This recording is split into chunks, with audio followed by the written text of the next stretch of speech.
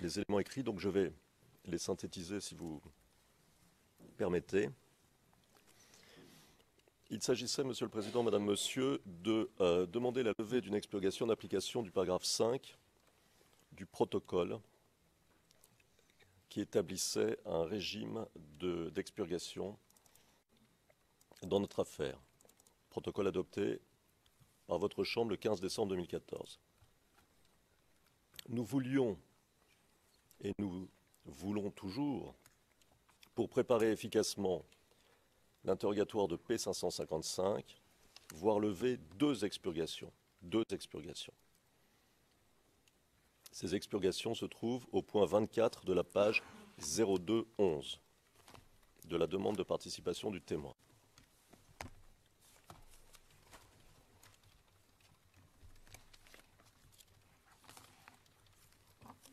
Au point 24, le nom de la personne qui a aidé P555 à remplir son formulaire de demande de participation à la procédure,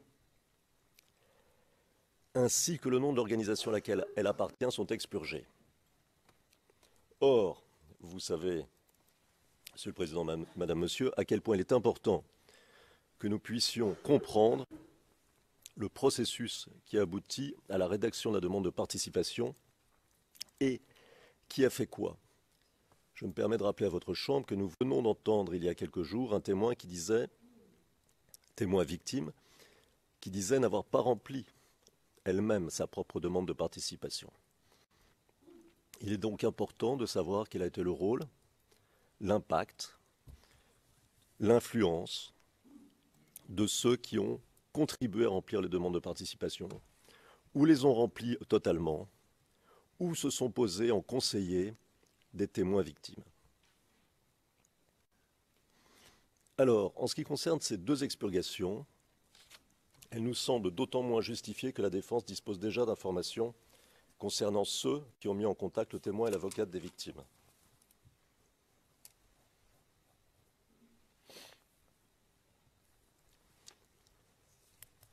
P555 a en effet indiqué aux enquêteurs du bureau du procureur, et je cite,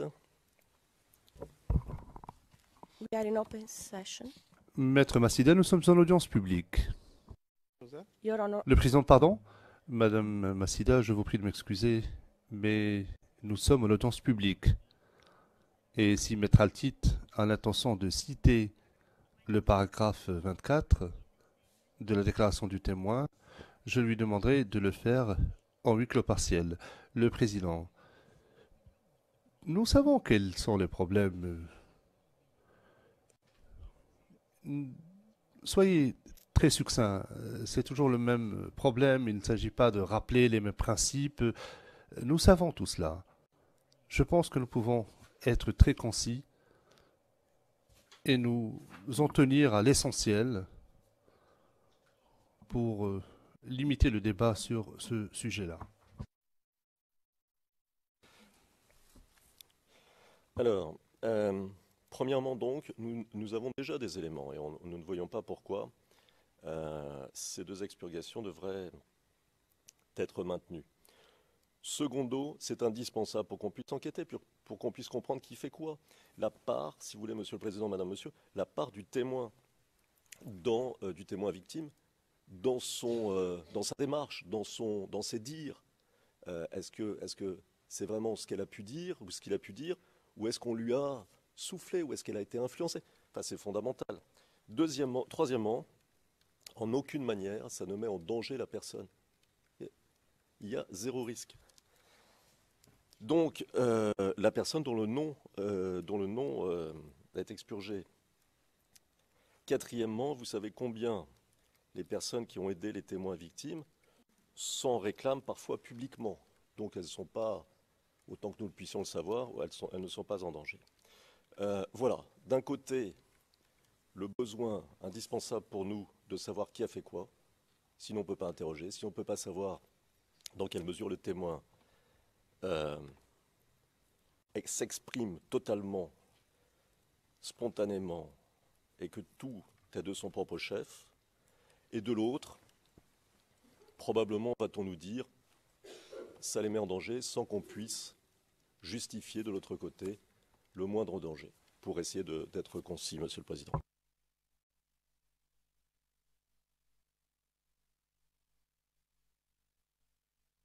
Thank you very much. Le Président, je vous remercie. La représentante légale des victimes, Maître Knops, je pense que vous êtes d'accord. Maître Knops, oui, Monsieur le Président, nous n'avons rien à ajouter. Le Président, très bien, aucune observation. La représentante légale des victimes. Thank you. Maître Massida, merci Monsieur le Président. Nous avons 3 remarques très brèves. La première est la suivante. Nous rappelons tous les arguments que nous avons fait valoir par le passé sur ce sujet précis et au sujet duquel la Chambre a déjà statué, notamment la dernière remarque que vient de faire Maître Altit. La Chambre a rendu une décision le 28 novembre précisant que le nom de l'intermédiaire demeurera expurgé parce que la levée de l'expurgation risque d'avoir un impact sur la possibilité pour le représentant légal des victimes de poursuivre ses activités sur le terrain. Cela vaut également en l'espèce.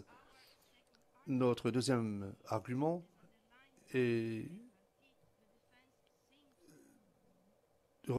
rappelle ce qu'a dit Maître Altit. La défense estime que la levée d'expurgation est nécessaire s'agissant du paragraphe 24 de la déclaration du témoin. Le paragraphe 20 corrige l'interprète. Le paragraphe 20 concerne la manière dont le témoin, qui est également victime, a pris contact avec son avocat. À notre sens,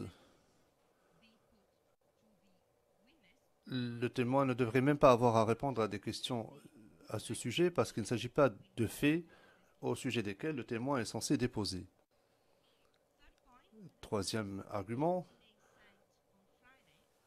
dans son courriel envoyé vendredi, la défense a indiqué qu'elle disposait déjà de cette information. Or, nous estimons que la défense ne devrait pas être informée de cela. Autrement dit, nous faisons valoir que c'est une divulgation par inadvertance dont on ne s'était pas rendu compte au début. En ceci que cette information n'aurait pas dû être communiquée à la défense du tout. La défense ne devrait donc même pas exploiter cette information pour poser des questions aux témoins. Enfin, Monsieur le Président, en tout état de cause, il suffit en l'occurrence de lire la déclaration du témoin et le formulaire de demande de participation pour comprendre que la défense se livre va à la pêche simplement pour obtenir des informations.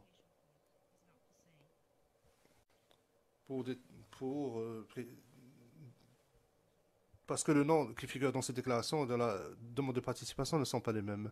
Le Président, très bien. Monsieur le procureur, est-ce que vous avez quelque chose à ajouter? Monsieur MacDonald, pas du tout, Monsieur le Président. Le Président, merci beaucoup.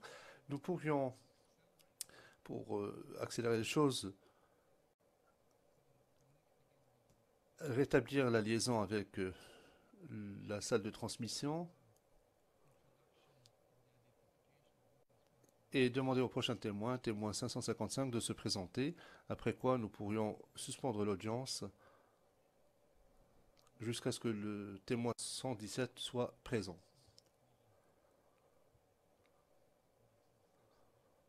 Pour que nous puissions progresser un petit peu.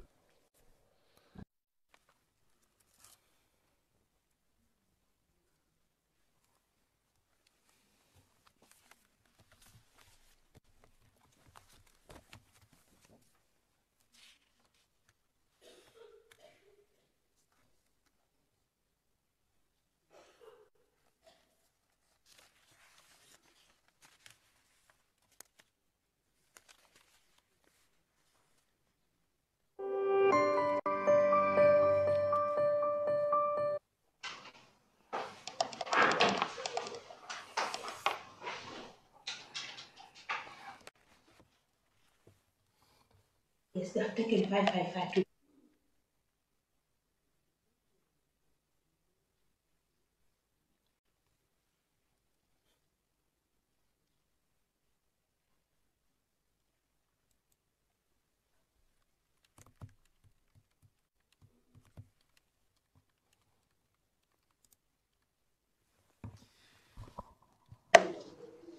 Court officer in Le président, Madame le greffier d'audience sur les lieux. La greffière, oui, monsieur le président. Le président, on m'informe que le témoin P555 est avec vous. Est-ce que c'est exact? La greffière, oui, monsieur le président. Le témoin P555 était avec nous, mais dès que le représentant de l'unité des victimes et des témoins a confirmé que le P117 allait venir, ils ont décidé de retirer le témoin P555 parce qu'il n'y a qu'une petite salle d'attente pour tous les témoins. Le président.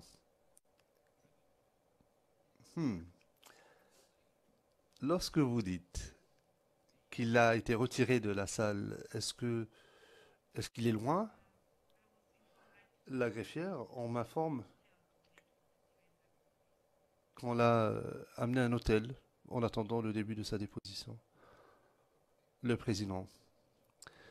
Bien, et je crois que nous allons simplement lever l'audience et reprendre plus tard. Très bien, il devrait être avec nous à 14h30, heure de La Haye, donc 13h30, heure de chez vous. Et c'est à ce moment-là qu'il commencera sa déposition. On va se revoir plus tard.